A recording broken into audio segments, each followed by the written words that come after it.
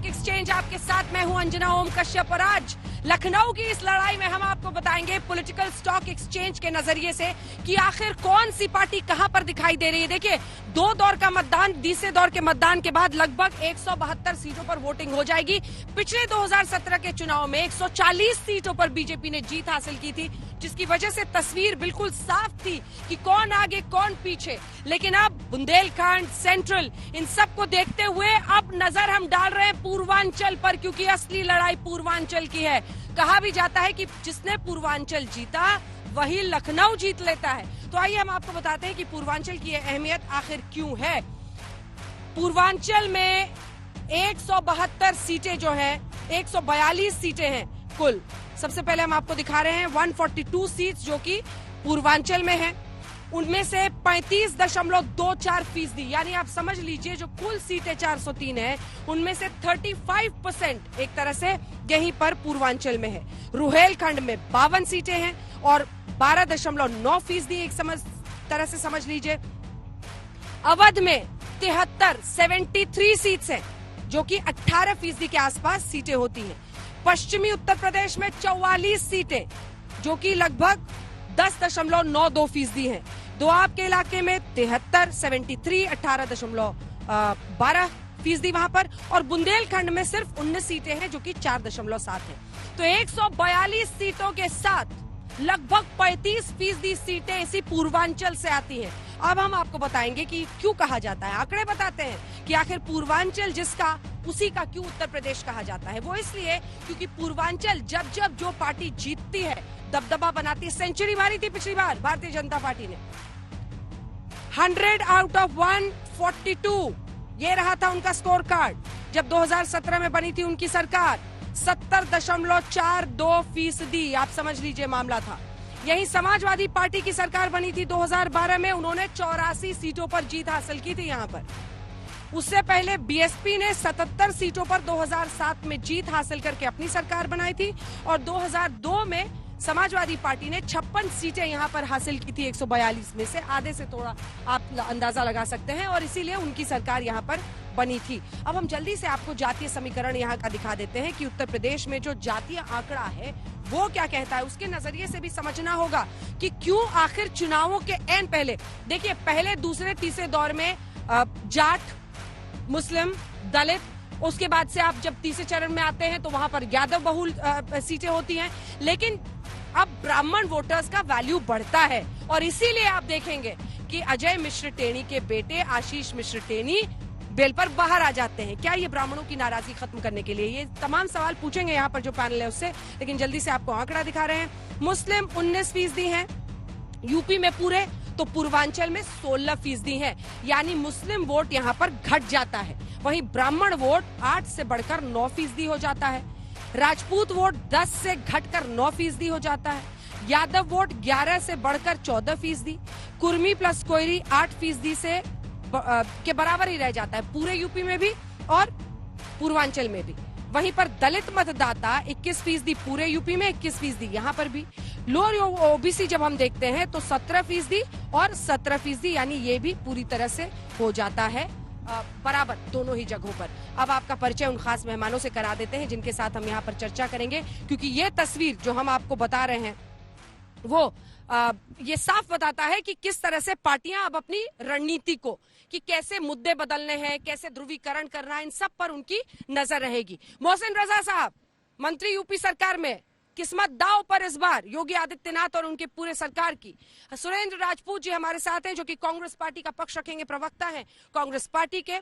हमारे साथ शरद प्रधान जी जुड़े हुए हैं जो बातचीत करेंगे कि आखिर किस तरह की स्ट्रैटेजी इस बार अपनाई जाए, क्योंकि कुल मिलाकर जो परिस्थिति दिख रही है उसमें कितना किस पार्टी के लिए है, इन सब पर चर्चा करते हुए हम आपको ये भी बता दें कि फैजान खान साहब बीएसपी के प्रवक्ता हमारे साथ आज जुड़ रहे हैं और फैजान खान बताएंगे, क्योंकि कई लोग यही पूछ रहे हैं कि मायावती जी क्यों नहीं दिख रही है, उतना सक्रिय इस बार के चुनाव में क्यों नहीं है। ओपी राजभर जी भी हमारे साथ जुड़ रहे हैं, ओम प्रकाश राजभर जो कि नेशनल प्रेसिडेंट है सुहेल देव भारतीय समाज पार्टी के। मैं आपके पास आ रही हूँ राजभर जी, लेकिन जल्दी से मोहसिन रजा साहब आपसे कमेंट लेती हूँ, क्योंकि अब चर्चा इसी बात को लेकर गर्म है। आपके मुद्दे, आपका ध्रुवीकरण का टैक्टिक सब कहा जा रहा है कि बदला जाएगा। अजय मिश्र टेनी के बेटे आशीष मिश्र बेल पर रिहा हो गए हैं इसी दौरान, तो आरोप ये विपक्ष का लग रहा है कि आप ब्राह्मणों को किसी तरह से सोच रहे हैं कि संभाल लेंगे इसके जरिए। रजा साहब, देखिए अंजना जी, जहां तक आपने बात की भारतीय जनता पार्टी की आदरणीय मोदी जी के नेतृत्व की सरकार 2014 में जब आई और 2014 से लेकर और 17 तक अगर आप देखें पूर्वांचल को, तो पूर्वांचल में जो विकास कार्य चाहते थे देश के यशस्वी प्रधानमंत्री जो योजनाएं भेजते थे वो समाजवादी पार्टी जमीन पर नहीं उतरने देती थी। लेकिन उसके बाद भी परिणाम आपने देखा और अब तो 5 साल हमने डबल इंजन की सरकार चलाई है। वहां पर जो अभूतपूर्व योजनाएं लेकर आए हैं, लाखों करोड़ का इन्वेस्टमेंट वो खाली पूर्वांचल में आ चुका है अभी तक, और जो विकास कार्य हुए हैं वो अभी आपने देखा कि कितने हमने इनॉग्रेशन किए हैं आदरणीय मोदी जी ने, चाहे वो पूर्वांचल एक्सप्रेस वे हो, 9 चुनाव के पहले तो आप लोग कैंची लेके निकल पड़े थे सर। नहीं, मैंने कहा जहां मिलता था वही फीता काट रहे थे। 5 वर्षों में जो काम किया अंजना जी, उसके फीते काटे हैं हमने इनॉग्रेशन किए हैं, हमने कोई ऐसा शिलान्यास नहीं किया है। शिलान्यास वाले लोग तो वो तो कह रहे हैं कि ये जो पृथ्वी बनी थी तभी मैंने शिलान्यास किया। आशीष मिश्र टेनी पर आपने जवाब नहीं दिया। नहीं, मैंने कहा वही कानून का मामला है। जो कानूनी प्रक्रिया के तहत कोई आया बाहर, किसी को बेल मिली, तो उसको आप चुनाव से जोड़कर नहीं देख सकते। हम सबका साथ, सबका विकास, सबका विश्वास और सबका प्रयास की नीति पर आदरणीय मोदी जी के नेतृत्व में उत्तर प्रदेश में आदरणीय योगी जी के नेतृत्व में सरकार लेकर चल रहे हैं। और आज परसेप्शन उत्तर प्रदेश को लेकर पूरे देश में बदला है। आज उत्तर प्रदेश की छवि आदरणीय योगी जी के नेतृत्व में बहुत अच्छी हुई है, उसका परिणाम है और हम फिर प्रचंड बहुमत लेकर आएंगे। ठीक है, ओपी राजभर जी के पास जल्दी से चलते हैं। ओपी राजभर जी, आपने सुना होगा मंत्री जी को, वो कह रहे हैं कि पूरे हिम्मत के साथ वो ये कह रहे हैं कि इस बार भी पूर्वांचल उन्हीं का होगा। आप क्या कहेंगे, क्योंकि आपने तो इस बार ठान लिया है एकदम, अखिलेश यादव के साथ आप मिल गए हैं, उसके बाद से हम जातीय समीकरण भी दिखा रहे हैं, लेकिन सवाल ये है कि आप एक समुदाय को रिप्रेजेंट करते हुए कैसे ये दावा कर सकते हैं कि इस बार तमाम पार्टियां, ये तो दावा कर रहे हैं कि 80 और 20 का, राजभर जी ये तो 80 वर्सेस 20 कर रहे हैं। 80 और 20 नहीं, 15-85। और हम मंत्री जी से पूछ लीजिएगा कि अपने बिरादरी के 15-85 दिलाएंगे भाजपा को। हाँ, 15-85। और मंत्री जी से पूछे कि अपने बिरादरी के कटे वोट दिए हैं भाजपा के, 14% वोट है। अब 12 से 22% अकेले राजभर है। और उसके साथ साथ हमारे यहाँ पाल, प्रजापति, कुम्हार, नाई, गोंड, लोहार, कुहार, अर्कबंसी, बंजारा, बहेलिया, कम्हार भी हमारे साथ है। बोल रहे कि मंत्री जी से पूछा कि कैसे अपने बिरादरी का वोट कैसे दिलाएंगे बीजेपी को। राजभर जी, हमारी बिरादरी को तो आज पहली बार देश में विकास कार्यों से जोड़ा गया है, वरना आप सबने लूटने का काम किया। समाजवादी पार्टी हो, कांग्रेस हो, बसपा हो, सबने उनको वोट बैंक बनाकर रखा था। हमने मुख्य धारा से जोड़ा है आदरणीय मोदी जी के नेतृत्व में, उत्तर प्रदेश में आदरणीय योगी जी के नेतृत्व में। राजभर जी हंस रहे हैं, कैसी बात कर रहे हैं? हंसेंगे इसलिए क्योंकि वो अच्छी खासी जगह सबको लाभ देने के लिए यहाँ आए थे, विकास कार्य हो रहे थे, खाली उनके बेटे का विकास नहीं हो पाया इसलिए वो चले गए हमें छोड़कर। तो इसलिए यहाँ परिवारवाद की पार्टियां नहीं काम कर पाएंगी हमारे साथ में, और ना परिवारवादी लोग काम कर पाएंगे हमारे साथ में। वो हमारे मित्र हैं, हमारे भाई हैं, लेकिन उन्हें देशहित में, जनहित में काम करना चाहिए था। वो मंत्री थे, वो छोड़कर चले गए। इतने दिन तक उन्होंने लोगों को वंचित किया, उनकी योजनाओं का लाभ तो आदरणीय योगी जी ने पहुंचाया है। तो ये सोचना चाहिए ओम प्रकाश राजभर जी को। राजभर जी जवाब दीजिए, करें बेटा पदों के लिए आप लोग छोड़ देते हैं? भाई पहले तो प्रश्न का उत्तर तो उन्होंने दिया नहीं, वो तो योगी मोदी के अलावा कुछ जानते नहीं। हमने पूछा कि वो मुसलमानों का वोट भाजपा को कट हो दिलाएंगे। 14% आपने कहा कि पूर्वांचल में 14% है, तो 14% में कै % वोट ये भाजपा को दिलाएंगे, जरा बता, पूछ लीजिए इन्हीं से। ठीक है, वो सीधा पूछ रहे हैं आपसे राजभर जी कि 14% मुस्लिम है, हमने बताया है। वो कह रहे हैं 14% में से कितना % आप दिलाएंगे बीजेपी को? मैंने कहा ना कि भारतीय जनता पार्टी ने योजनाओं में उत्तर प्रदेश में आदरणीय योगी जी ने साफ तौर पे सदन में कहा था, ओम प्रकाश जी आप मौजूद थे सदन में, उन्होंने कहा था कि हमने योजनाओं का लाभ इनको इसलिए मुस्लिम समाज को ज्यादा दिया है, अल्पसंख्यक को इसलिए ज्यादा मिला क्योंकि आप लोगों ने वंचित किया, आपने कभी योजना से इनको जोड़ा ही नहीं था। टिकट क्यों नहीं आपके लिए मात्र ये वोट बैंक थे। साहब टिकट क्यों नहीं देते हैं? टिकट क्यों नहीं देते हैं? रिप्रेजेंटेशन उनका क्यों ना हो पार्लियामेंट, विधानसभा में? हमारे पास किसको टिकट नहीं मिला और किसको प्रतिनिधित्व नहीं मिल रहा है? कौन है जो प्रतिनिधित्व नहीं कर रहा है? भारतीय जनता पार्टी में हर भारतीय कर रहा है, हम लोगों को आपका समाज भी कर रहा है, हमारा समाज भी कर रहा है। दे दिया क्या टिकट किसी को? हमें पता नहीं चला। ये टिकट की राजनीति जो करने वाले लोग हैं जो करोड़ों रुपए लेकर टिकट बेचते हैं, उनसे पूछिए, हम टिकट बेचते नहीं हैं। अब हम बोलिए जो राजभर जी। जन कल्याणी योजनाओं के तहत जनता का फ्री होता है उसको टिकट सबका देते हैं। विश्वास में ये कह रहे हैं तुष्टीकरण वाले पॉलिटिक्स खत्म। देखिए, भारतीय जनता पार्टी में जितने भी बैकवर्ड शेड्यूल कास्ट माइनॉरिटी के लोग हैं वो सिर्फ लोडर का काम कर सकते हैं, हक की बात नहीं कर सकते। एक प्रश्न पूछा हमने कि आपने 14% वोट में से कितना आप मोदी जी योगी जी को वोट दिला सकते हो, उत्तर नहीं आया, खाली इधर उधर घुमा रहे हैं। इधर अखिलेश यादव जी 300 यूनिट बिजली फ्री दे रहे हैं, गरीबों का इलाज फ्री देने जा रहे हैं, जातिवार जनगणना कराने जा रहे हैं, प्रदेश में सामाजिक न्याय समिति की रिपोर्ट लागू करने जा रहे हैं। उन्हीं से पूछिए मंत्री जी से कि उन्हीं का मंत्री मुख्यमंत्री सदन में कहा था कि सामाजिक न्याय समिति की रिपोर्ट लागू करूंगा, नहीं लागू किए। पूछिए उनसे, जब 69,000 शिक्षक भर्ती 68,500 में पिछड़ों का हिस्सा लूटा गया। आप कह रहे हैं कि पिछड़ी जाति के लोगों को ये लोग लेबर बनाते हैं। अरे तो केशव प्रसाद मौर्य जी क्या कर रहे हैं फिर? ये लोडर है, लोडर, ये सब लोग। ठीक है, आप बोलिए अपना सवाल। 69,000 शिक्षक भर्ती लेबर कैसे उप मुख्यमंत्री है सर, क्या बात कर रहे हैं? नहीं, हमारी बात सुनिए, बात देखो, आप हमसे सवाल किए तो पूछ लो, उत्तर हम पूछ रहे हैं। स्वामी प्रसाद मौर्य जी मंत्री बने रहे, लास्ट में जब टाइम आया, डेट अनाउंस हुआ, उसके बाद उन्होंने इस्तीफा दे दिया। ऐसा है ना। शिक्षक भर्ती पर वो सवाल कर रहे हैं, शिक्षक भर्ती पर वो सवाल कर रहे हैं। ठीक है, आपका सवाल पूछ रहे हैं। ओम प्रकाश जी, आप मेरे मित्र हैं, मैं आपका सम्मान करता हूं, लेकिन आपको बताना चाहता हूं कि देश के यशस्वी प्रधानमंत्री आदरणीय मोदी जी के साथ में 27 मंत्री पिछड़ी जातियों से, ओबीसी और बैकवर्ड और सभी आते हैं। आप जानते हैं, पहली बार 27 मंत्री काम कर रहे हैं देश के लिए, निर्माण कार्यों में आगे बढ़ा रहे हैं देश को मंत्रालय में। और उत्तर प्रदेश में आदरणीय योगी जी के साथ में 23 ओबीसी और पिछड़ी जातियों से हमारे उप मुख्यमंत्री जो हैं केशव प्रसाद मौर्य जी और स्वामी प्रसाद मौर्य जी भी पुत्र मोह में चले गए, उनको टिकट नहीं मिला। तो आप लोग जनता के हितों की बात कब करिएगा? अपने हितों की राजनीति खत्म हो चुकी है।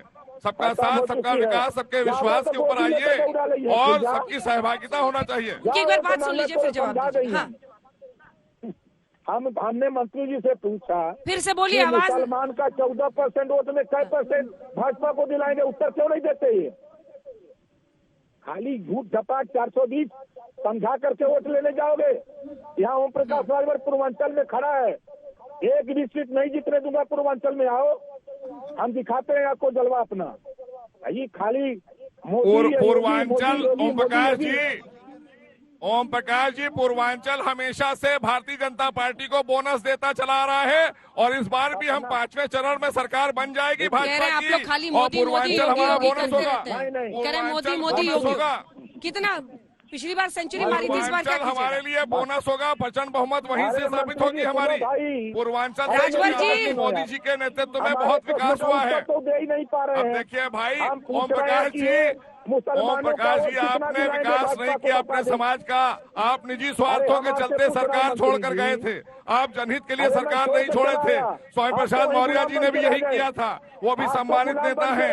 ऐसे मत करिए, आप निजी स्वार्थों की राजनीति करते हैं, आप तुष्टीकरण की राजनीति बंद हो गई उत्तर प्रदेश में। एक करके प्लीज। ठीक है राजभर जी, अब बोल लीजिए जितना बोलना है। एक बार ये बताइए, कह रहे हैं सेंचुरी मारेंगे फिर से। नहीं, देखिए मैं आपको बता दूं, ओम प्रकाश राजभर, स्वामी प्रसाद मौर्य, दारा चौहान, हम लोग गए तो सरकार बन गई, हम लोग हट गए हैं। आप देख लीजिएगा, एक सवाल पूछा मंत्री जी से कि कितना 14% मुसलमानों के वोट में से कितना भाजपा को दिलाओगे? वोट की बात हो रही है ना। और आज इन्हीं से पूछिएगा कि योगी जी ने सदन के अंदर कहा था, मंत्री जी बैठे थे कि हम सामाजिक न्याय समिति की रिपोर्ट लागू करेंगे, नहीं किया। 7 लाख बच्चे सामान्य वर्ग के 700 करोड़ बजट देते हैं और 25 लाख बच्चे पिछड़ी जाति के, उनको भी 700 करोड़ देते हैं। सामान्य वर्ग के सभी बच्चों को छात्रवृत्ति शुल्क मिलती है और पिछड़ी जाति के बच्चों के साथ भेदभाव क्यों?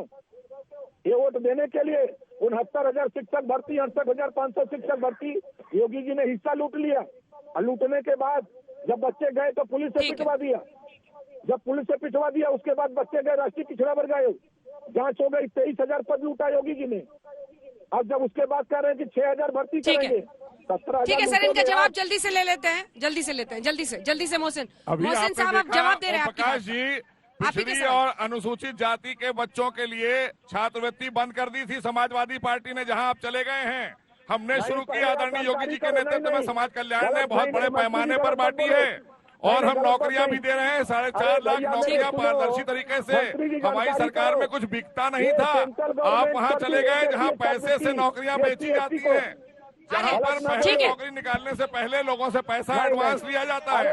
आज कानून का राज स्थापित हुआ है, आज अपराधी धन्यवाद आपका राजभर जी हमारे साथ जुड़ने के लिए। ओपी राजभर जी, आपने अपने इलाके के प्रश्न उठाए, आप बने रहिए हमारे साथ। संजय कुमार जी भी जाने माने सेफोलॉजिस्ट और CSDS के ही आंकड़े हैं जो हम आपके सामने रख रहे हैं। मंत्री जी के दावे पर सुरेंद्र राजपूत जी बोलना चाह रहे हैं। राजपूत जी क्या गलत कह रहे हैं? हाँ, 2-3 बातें। पहली चीज तो छात्रवृत्ति के बारे में मोहसिन रजा साहब झूठ बोल रहे हैं, 100% झूठ बोल रहे हैं। सारी छात्रवृत्तियां पिछड़ों की हो, अल्पसंख्यकों की, इन्होंने बंद कर दी हैं। एक बच्चे को भी मिली हो। इंजीनियरिंग कॉलेजेस की जो फीसेस हैं वो आज की डेट में लोग अपना पेट काट काट के दे रहे हैं, जो सीधे सीधे सरकार से जानी चाहिए थी। नंबर 1।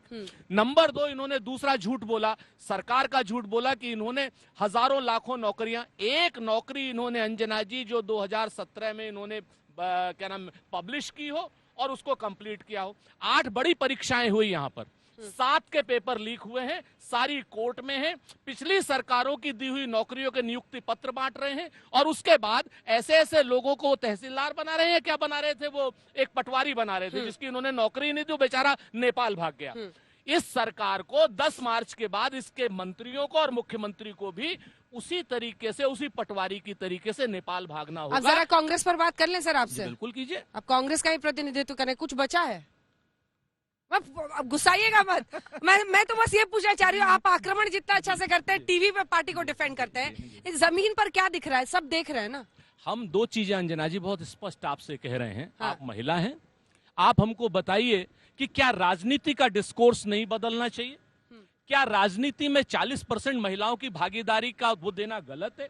और क्या बगैर किसी आपराधिक पृष्ठभूमि के सामाजिक क्षेत्र से महिलाएं नहीं आनी चाहिए? आप जैसी महिलाएं, जैसे निदा को हमने टिकट दिया, आप ही की जमात की एंकर है वो, उसको टिकट दिया।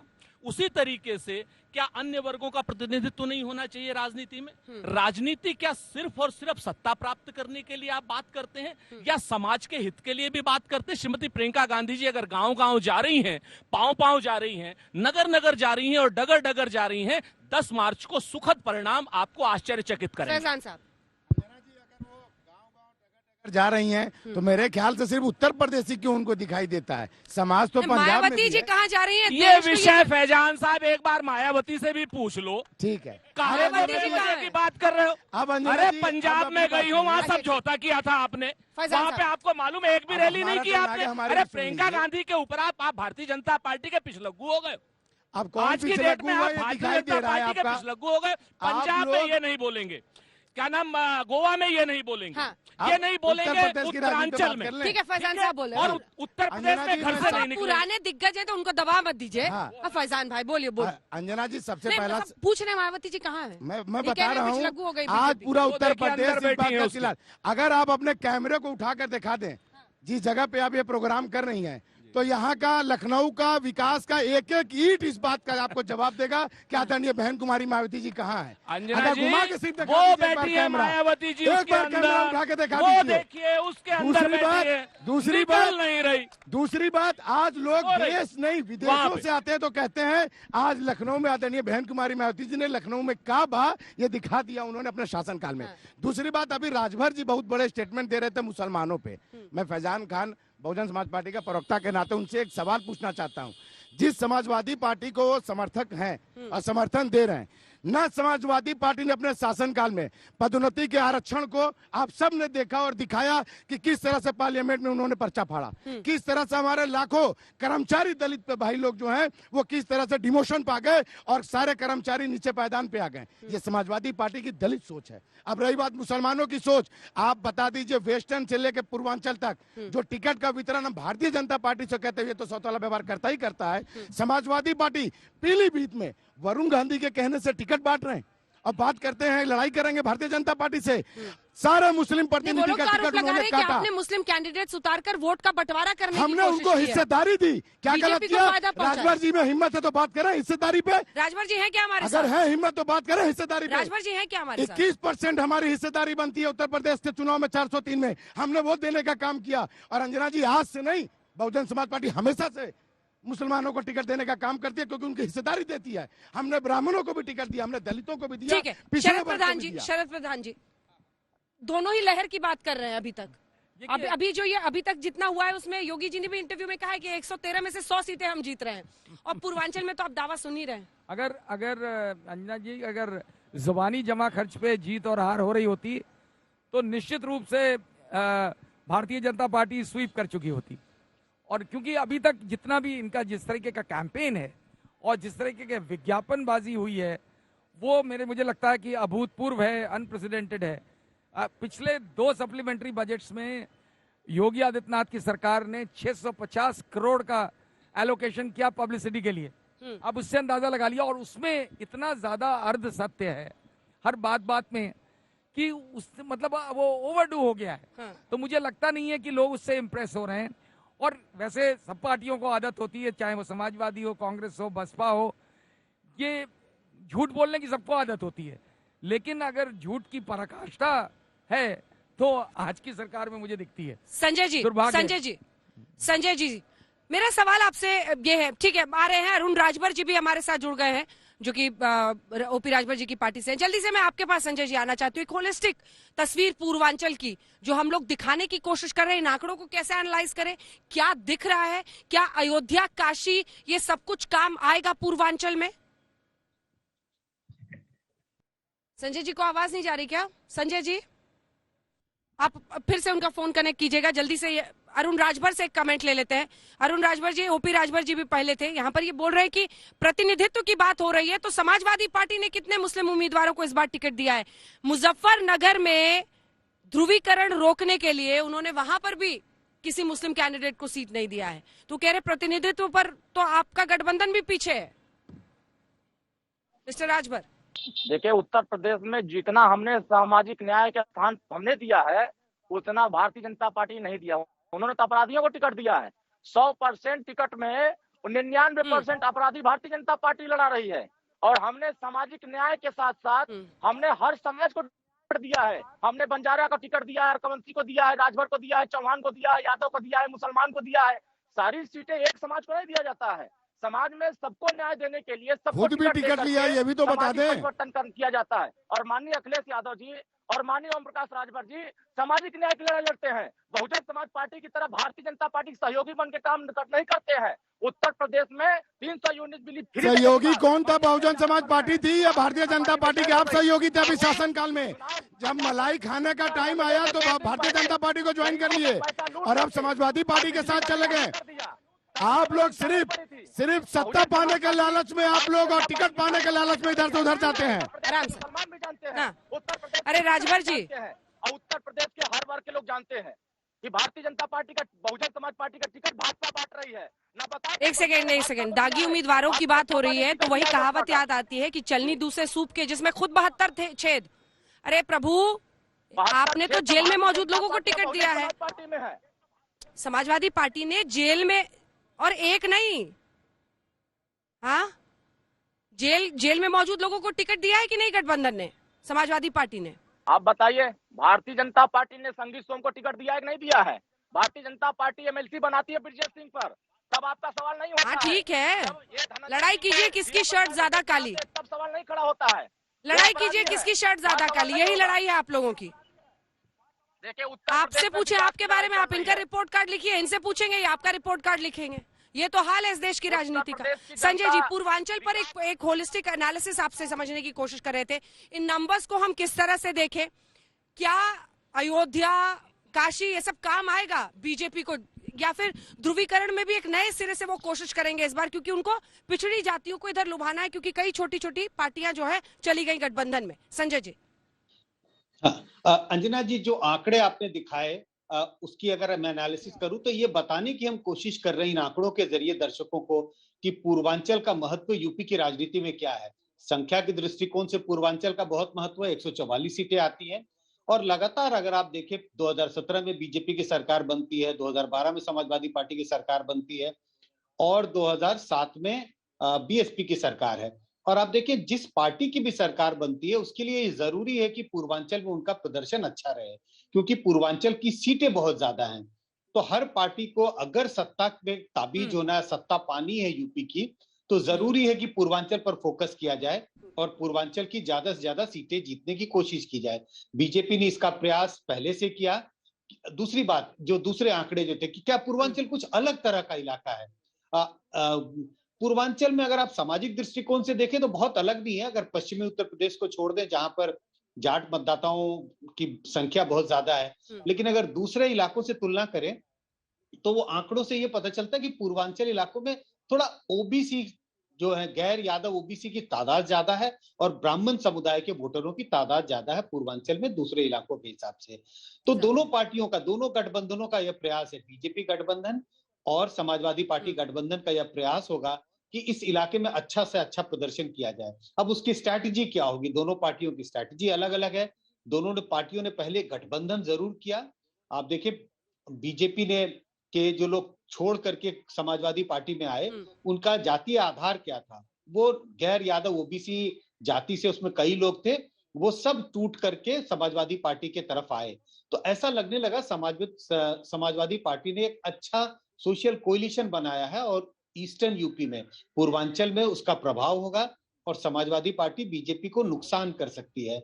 बीजेपी ने इसके लिए पहले से कमर कसी। आपको याद होगा चुनाव की घोषणा होने के पहले ही तमाम तरह के कार्यक्रम हो रहे थे, पूर्वांचल एक्सप्रेस का उद्घाटन हो रहा था और तमाम तरह की चीजें हो रही थी। बीच सरकार ये जरूर कह सकती है ये सब तो योजनाएं थी, लेकिन कहीं ना कहीं नजर चुनाव पर तो जरूर थी। तो पूर्वांचल में दोनों पार्टियां जोर लगा रही हैं।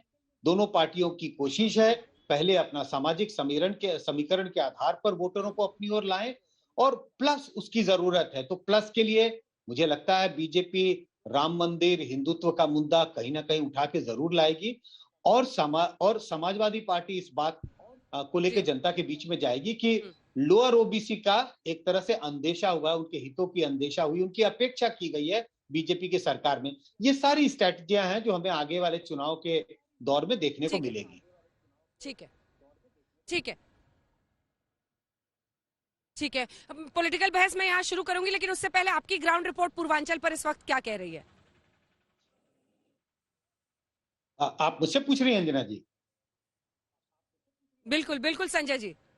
नहीं, इस वक्त तो हमारी ग्राउंड रिपोर्ट कुछ हो नहीं सकती क्योंकि पूर्वांचल में अभी चुनाव नहीं हुए हैं। जब चुनाव होंगे उसके बाद हम लोग पोस्ट पोल सर्वे करेंगे उसके हिसाब से। लेकिन ये जरूर है कि जिस तरह का मुकाबला यूपी में दिखाई पड़ रहा है वो कांटे का मुकाबला है। ये कहना बहुत मुश्किल है कि किस पार्टी को बढ़त है, कौन सी पार्टी पीछे है। दोनों गठबंधनों के बीच में मुकाबला जोरदार है। एक एक वोट का महत्व है। दोनों पार्टियां कोशिश कर रही है कि ज्यादा से ज्यादा वोटरों को अपनी ओर लुभा पाएं और लोअर ओबीसी, जो हम कहते हैं गैर यादव ओबीसी वोटरों पर नजर दोनों पार्टियों की है। हिंदुत्व के आधार पर आप समेटने की कोशिश करेंगे, पूरी कोशिश होगी कि लोग जाति भूल जाएं और हिंदू बनकर वोट करें। यानी हम माने कि ध्रुवीकरण की और कोशिश होंगी, कुछ और भाषण, कुछ नए नए चीजें खोज के लाएंगे। अंजना जी, अभी तक तो क्या क्या चला सर? अब्बा जान, हिजाब और क्या? जिन्ना, पाकिस्तान, कब्रिस्तान कौन लेकर आया? अगर कब्रिस्तान मुसलमानों का विकास है तो फिर ऐसा विकास ओम प्रकाश राजभर जी और अखिलेश यादव जी को मुबारक हो। हम तो सबका साथ, सबका विकास और सबके विश्वास पर विश्वास रखते हैं और हमारे आज प्रदेश की 24 करोड़ जनता आदरणीय योगी जी के नेतृत्व में और पूर्वांचल के विकास की जब बात की जाए तो आज पूर्वांचल विकास की मुख्य धारा से उत्तर प्रदेश की जुड़ रहा है। ये पूर्वांचल एक्सप्रेसवे नजीर बन रहा है। आज वहां पर अगर आप देखें तो कुशीनगर में अंतर्राष्ट्रीय एयरपोर्ट आया है। अगर आप देखें तो 9 हॉस्पिटल बनाकर दिए हैं आदरणीय मोदी जी ने उत्तर प्रदेश के पूर्वांचल को और आज रोजगार सृजित हो रहे हैं। ये जो बात कर रहे हैं, आपने एक सवाल उठाया हिंदुत्व का, तो हिंदू संस्कृति से अगर जिसको नफरत है तो भाई बड़ी हैरत की बात है अगर कोई हिंदू संस्कृति से नफरत है आपको। हम तो मोहब्बत करते हैं हिंदू संस्कृति से और उसको आगे बढ़ाने का कार्य भी तो हम ही करेंगे। धर्मार्थ मंत्रालय को डिफंक किया था, किसने किया था? मैं एक बात बताना चाहता हूँ, धर्मार्थ मंत्रालय को डिफंक क्यों किया था अखिलेश यादव जी ने? बता दें, अपनी 12 से 17 की सरकार में। इसलिए कि अल्पसंख्यक कल्याण से सिर्फ उन्होंने कब्रिस्तान से विकास किया है मुसलमानों। एक कमेंट इस पर। देखिए, ये तो मेरा मानना यह है कि भारतीय जनता पार्टी हर चीज में, पूरे कैंपेन में हर मुद्दा जो उठाती है उसमें घुमा फिरा के उसमें हिंदू मुसलमान का तड़का जरूर लगा देती है। और वो बड़े सटल तरीके से भी करते हैं, कभी अब तो खुल के भी करने लगे हैं। चाहे वो इनका लॉ एंड ऑर्डर का इशू हो, उसमें ऐसा दर्शाने का प्रयास करते हैं विज्ञापनों के जरिए से, अपने अनाउंसमेंट्स के जरिए से, कि ऐसा लगे कि क्या विजुअल्स के जरिए से कि सारे क्रिमिनल्स जो हैं वो सिर्फ मुसलमान हैं, और जैसे मतलब जो कि सच से बड़ा दूर दूर की बात है। कैसा आरोप पे दम नहीं है मोहसिन रजा साहब? देखिए, मैंने कहा ये जो आपने बात कही है, आज कानून का राज उत्तर प्रदेश में स्थापित हुआ है। आज हमारी माताएं बहनें सुरक्षित हैं, व्यापारी सुरक्षित है। आज विश्वास बढ़ा है लोगों का उत्तर प्रदेश में, नहीं देश के अंदर उत्तर प्रदेश में उद्यमी आ रहे हैं। आज हमें उद्योग लग रहे हैं। इससे पहले समाजवादी पार्टी की सरकार के दौरान हमारी बहनें घर चली जाया करती थी, व्यापारी दुकान बंद कर लेता था। क्या बात करेंगे आप? रुकिए अंजना जी, एक बड़ा मोहसिन साहब भारतीय जनता पार्टी को डिफेंड कर रहे हैं, इनसे एक शेर याद आ गया। कहते हैं ना कि समंदर ये तेरी खामोशी कुछ और कहती है, मगर साहिल पे टूटी कश्तियां कुछ और कहती हैं। और मेरी आंखों ने देखे इस शहर के कई मंजर, मगर अखबार की सुर्खियां कुछ और कहती हैं। मोहसिन भाई, अब अगर आपके बीच में बोलूंगा तो आपको परेशानी होगी। ये आप मंत्री हो गए हैं या घसियारे हो गए हैं भाई? क्या हो गया है आपको? आप तो इतने बुरे आदमी नहीं थे। आपको भी योगी की बीमारी लग गई क्या? चलिए आपको भी योगी की बीमारी लग गई हर चीज में बोलना है। देखिए, दो चीजें बड़ी स्पष्ट हैं। भारतीय जनता पार्टी हिंदू मुसलमान, भारत पाकिस्तान धर्म के अलावा किसी चीज पर बात नहीं कर सकती है। ये कभी जिन्ना की बात करेंगे तो हम तो गन्ने की बात करेंगे। ये हमेशा भाई सुप्रीम कोर्ट के ऑर्डर पर टेनी क्या नाम मंदिर बन रहा है, हाई कोर्ट के ऑर्डर पर टेनी छूट रहा है, तो सुप्रीम कोर्ट के ऑर्डर पर जो मंदिर बन रहा है कहेंगे हमने बनवाया। और जब हाई कोर्ट में हम कहेंगे कि आपने लचर पैरवी की तो कहेंगे नहीं साहब वो कोर्ट का ऑर्डर है, कोर्ट पर बात नहीं की जा सकती। क्यों नहीं बात की जा सकती भाई? लचर पैरवी से अगर लचर आपको राम मंदिर के मसले में रोड़े अटकाने के लिए अपने वकील खड़े करते थे। सुप्रीम कोर्ट में आप कांग्रेस ने हमेशा अपने वकील खड़े किए कि मंदिर नहीं बनना चाहिए, सब हो जाए, मंदिर न बने। ये तुष्टिकरण की राजनीति आप करते थे। ये है बीमारी, ये बीमारी है, कॉम्प्रोमाइज किया गया, ये मूल रूप से बीमारी है। इतनी लचर पैरवी करते हैं और उसके बाद बोलने में बीच में वही बाबा की तरीके से प्रधानमंत्री की जान खतरे में डाली थी पंजाब सरकार ने, ये देखिए ने, ये भूल गई है। देश के यशस्वी प्रधानमंत्री भाई, अभी थोड़ी देर बाद अर्जेंटीना पहुंच जाओगे। नेपाल से होते हुए कर रही थी उत्तर प्रदेश नेपाल से होते हुए अर्जेंटीना पहुंच जाएंगे। देख रहा था कोई, इन्हें कुछ नहीं पता था, इनको कुछ नहीं पता। ये अब्बा डब्बा डब्बा करते रहते हैं। संजय निषाद जी हमारे साथ जुड़ रहे हैं। एक सेकंड, संजय निषाद जी आ रही हूँ जल्दी से। संजय निषाद जी से कमेंट ले लूं। अध्यक्ष है निषाद पार्टी के संजय निषाद जी, पूर्वांचल की लड़ाई सबसे बड़ी लड़ाई, 142 सीटें, लगभग 35% से ज्यादा सीटें उत्तर प्रदेश की इस इलाके से आती हैं। यहाँ पर छोटी जातियों का बहुत बड़ा योगदान होगा। पिछली बार सेंचुरी मारी थी बीजेपी ने, इस बार विश्लेषक ये कह रहे हैं कि मुश्किल तो नहीं, पूरा गठबंधन जिसमें आप देख रहे हैं, गठबंधन में तमाम छोटी जातियों के साथ, ओपी राजभर से लेकर तमाम छोटी जातियों के साथ अखिलेश यादव ने एक बड़ा गठबंधन किया है। क्या वो एनडीए को परास्त कर देगा पूर्वांचल में? अंजना जी, एक रिक्वेस्ट है आपसे, डॉक्टर संजय निषाद से आप एक सवाल और पूछ लीजिए। निषाद जाति के बड़े नेता हैं, बहुत बड़े नेता हैं। माता कौशल्या के मातृत्व पर इन्होंने क्यों क्वेश्चन उठाया? ठीक है, संजय निषाद नहीं। पहले तो राजनीति होती है, राजनीति की बात हो रही है तो सबसे बड़ा गठबंधन समाजवादी पार्टी कांग्रेस का 2017 में था। सबसे बड़ा गठबंधन बसपा सपा का 2019 में था। फिर भी डॉक्टर संजय 2017 में चुनाव लड़े, सपा और बसपा कांग्रेस साफ हो गई। 2019 में मोदी जी के साथ खड़े हो गए मछुआ समुदाय, और देख लीजिए किस तरीके से इनकी करारी हार हो गई। पूर्वांचल की सभी सीटें हमने भारतीय जनता पार्टी को, हमारे लोगों ने। अरे डॉक्टर साहब, आप तो निषादों के बड़े नेता हैं, माता कौशल्या पर और भगवान श्री राम की वल्दियत पर आपने सवाल क्यों उठाया? जातियों के नाम पर पिछली सरकारें बनी सपा और बसपा की, लेकिन एक भी तीन काम बता दे, आप सवाल उठाएंगे? इतने तीन काम भी बता दे समाजवादी, तीन काम भी सपा बता दे कि पिछड़ों के नाम पर को किया हो। बसपा बता दे कि सभी भाईचारा कमेटी तो बनाई सभी जातियों का, कैसे सबका हिस्सा खा गई सबको मालूम है। सबको जो बटन दबेगा पूर्वांचल के लोग सब सबको जानते हिस्सा हैं, मिला, सभी बस आपको जातियों का एमएलसी भला पद अगर नहीं किया है, मिला, तो मोदी जी जिसके ने वजह किया से है। आपको भारतीय सबका- जनता पार्टी में सबका जाना पड़ा। हिस्सा सबका। आज के दिन में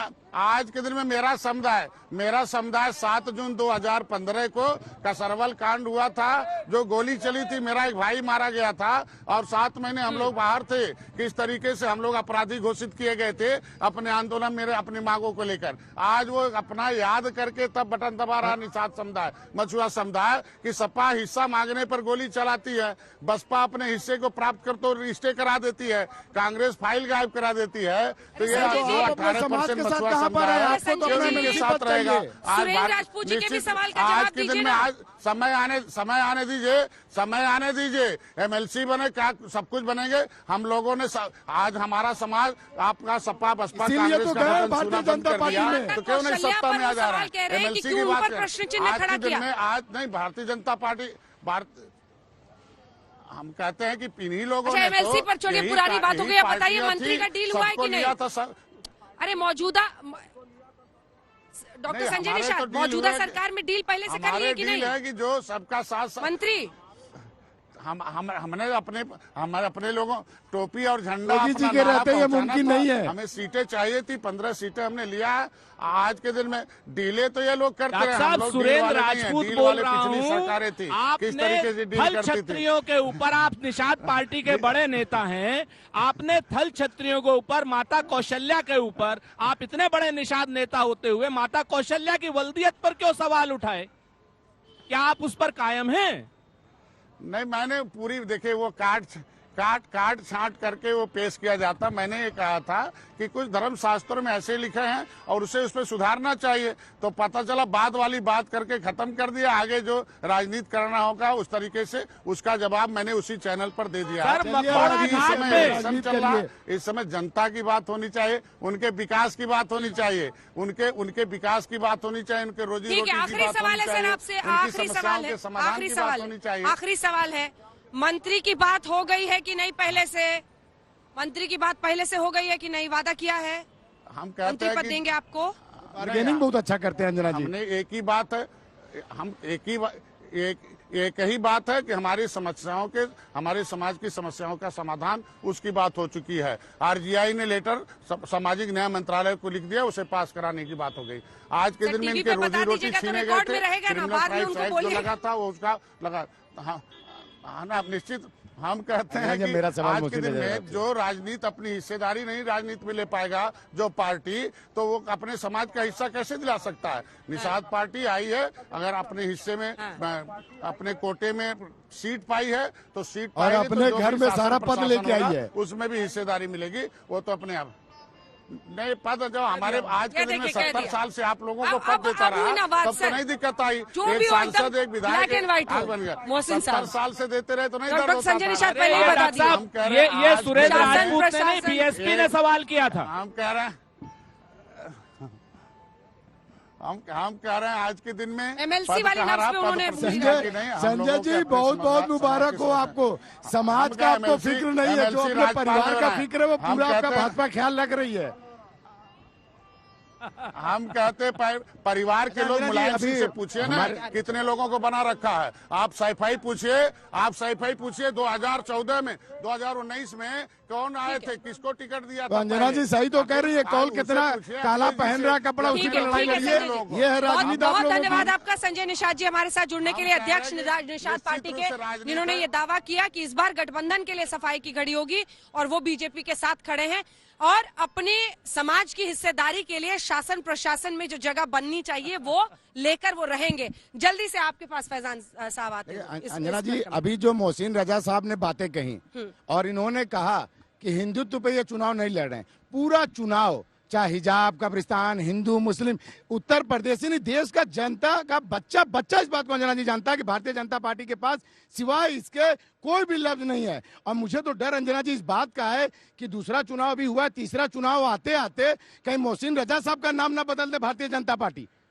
वसीम रिजवी साहब की तरह, क्योंकि वहां भारतीय जनता पार्टी में नहीं रख सकते वे लोग। रजा साहब, अल्लाह खैर करे। असल में ये तुष्टीकरण की राजनीति करने वाले लोग हिंदुस्तानियों से परेशान हैं आजकल, क्योंकि हम भारतीयों की राजनीति करते हैं। भारतीय जनता पार्टी 124 करोड़ लोगों की चिंता करती है। अरे तो वसीम खाली रिजवी एक साहब क्या बेचारे गलत जातीय किए थे? समुदाय की चिंता करते हैं, हम सब भारतीयों की चिंता करते हैं। आदरणीय योगी जी के नेतृत्व में अगर 15 करोड़ लोगों को राशन मिल रहा है तो उसमें रोजगार 70 लाख कहाँ मिला? भेदभाव रोजगार कहाँ मिला? रोजगार योजना का लाभ अगर रोजगार कहाँ मिला? को मकान मिल रहा है, रोजगार पे बात करें, महंगाई पे बात करें। इसलिए हम 5 चरण में ही सरकार बना लेंगे चलिए, और इसी के साथ आगे के 2 जल्दी से चरण जो जल्दी। बचेंगे वो हमारे लिए बोनस होंगे। ठीक है एक सुरेंद्र। छोटा सा, आप चूंकि लखनऊ में है, स्वागत है आपका। इस लखनऊ में इन सारे उसको करने के लिए एक यहाँ पे सिक्योरिटी फोर्स बनी थी। हाँ। उस सिक्योरिटी फोर्स को भारतीय जनता पार्टी के लोग पिछले 5 साल से ना तनख्वाह दे रहे हैं और ना ही उनको 7th पे जबकि 80 करोड़ बजट उपलब्ध है, 80 करोड़ बजट उपलब्ध है, करोड़ों का बजट उपलब्ध है, उसके बाद भी ये तनख्वाहें नहीं दे रहे हैं और ये इस तरीके की आतताइयों की और सरकार। प्रमुख सचिव शहरी आवास का नहीं कर रहे आएंगे हैं और लखनऊ से ही ऐसा आप शो देखेंगे जिसमें फिर फैसला जो आएगा उस पर चर्चा होगी। पॉलिटिकल स्टॉक एक्सचेंज में आज के लिए इतना ही। आप सभी का बहुत धन्यवाद हमारे साथ जुड़ने के लिए। देश दुनिया की बाकी खबरों के लिए आप देखते रहिए आज तक।